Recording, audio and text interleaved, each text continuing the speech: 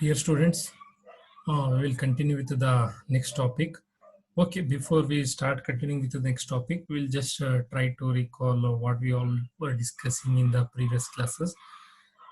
In the last class, we discussed mainly two types of product development. That is, one is customer driven and entrepreneurial driven. We were discussing about that, and we were also discussing about the functionality, the risk involved, all those things. Okay, as a next topic, today we'll discuss about the aspects of collaborative product development. See, as you can see on the screen, the organizations are mainly focused for the effective utilization of this product lifecycle management. Even from the starting from the very beginning class, we are also revolving around this product lifecycle management, uh, and we were discussing that by adopting this method, the any organization can work effectively and they can perform efficiently, and also they can minimize the wastages, inventory, and all those things, and they can produce and deliver the products in time ahead of all the other competitors. And we were also discussing that it's not a just one day program or function, it is a continual improvement, and it takes a lot of resources also implement, and once it is implemented it will be very effective, and we can have the benefits of that having this PLM implemented. See, as I was telling that the organizations which focus to use this PLM to drive their product development process, they mainly practice some of the basic steps or the practices here, which you can see. How many are there? 14 practices are there. Among that, we'll discuss one by one. The first one is mapping requirement to specification. See, whenever we take any product, you take any product. Okay, you take a example as your smartphone. What is its function? You must be able to install the apps. You must be able to make a call. You must be able to receive the messages. You must be like that. You will be mapping the specifications. Or if you take example of a vehicle, if you take example of a car, means its requirement specification is different. If you take a example of a truck, its requirement or the purpose of producing is different. Again, you take the example of different capacity trucks, like mini trucks to the larger size trucks. If you take a nowadays, you can see all the companies are manufactured like Ashok Leyland, Tata, everyone like Tata is. Its requirement is to carry the payload of less than 1 ton or maximum up to 1 ton.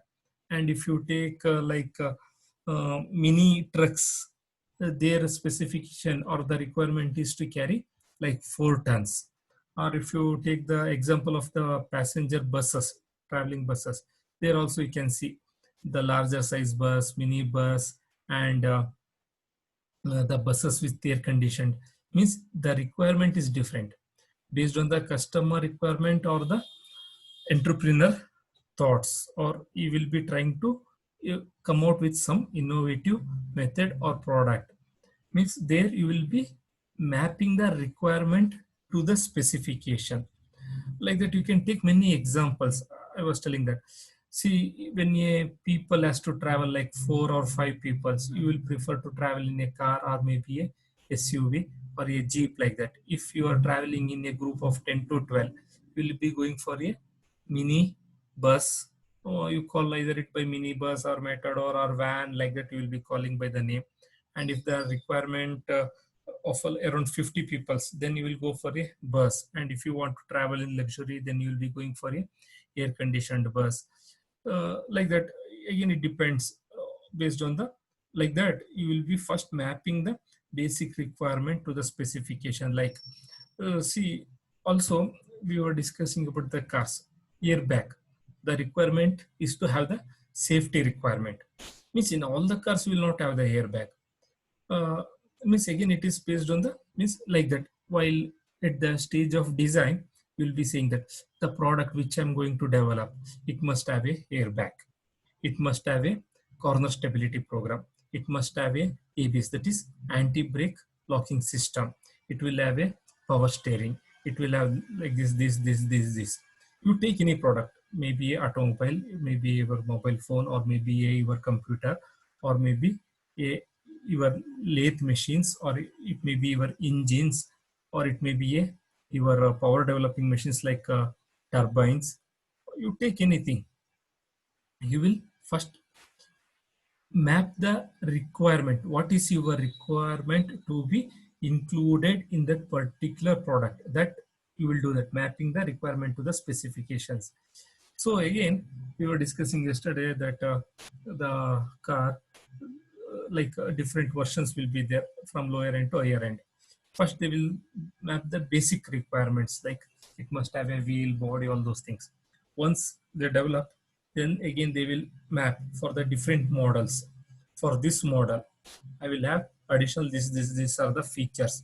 And for the topper end, they will try to have all the possible uh, technological advancement mapped to that as a requirement that will be done. See, this mapping requirement is just, I was telling that here you will look into the geometry, characteristics, and specifications, and you will add to that. And once the requirements are translated to the specification, the your specifications modified during the design process, and the linkage between the requirement and the specification can also be taken care. See here, the main aim is to link the specifications so that the design engineer will not lose the focus, or they will not have some confusions, and they will not face any problem with the uh, degrees of freedom, and the changeable specifications, unchangeable, and all those things. Means they will be more clear what all the things has to be done, what are the things not to be done, all those things. They will have this by having this first one, that mapping the requirement to the specification will be done in that. And the next one is part numbering. See, yesterday we were yesterday, in one of the previous classes we were discussing about the simulation in the manufacturing, that is in the digital manufacturing. And at that time I was telling that, see, number of parts will be the same bolt, same means the bolt like M8 with the length of 20 mm, number of this will be used, means that particular type will have some particular numbering will be there. Similarly, you may be using the various components, the same parts, while assembling or developing the a particular product.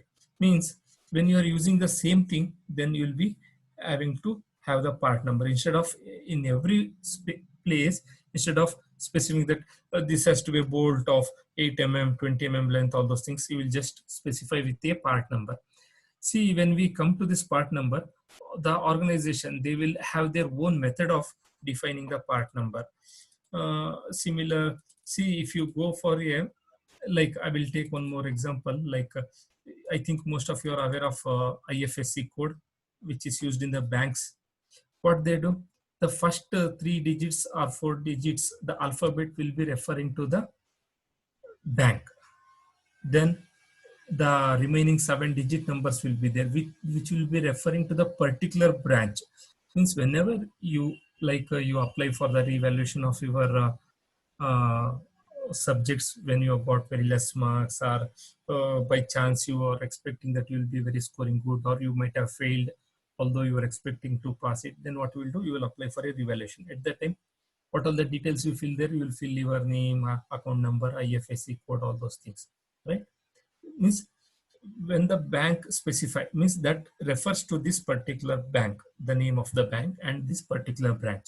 Similarly, here also the organizations will have a different method to specify the parts which are used in the product, means part numbering. Like initially they will have this particular family type.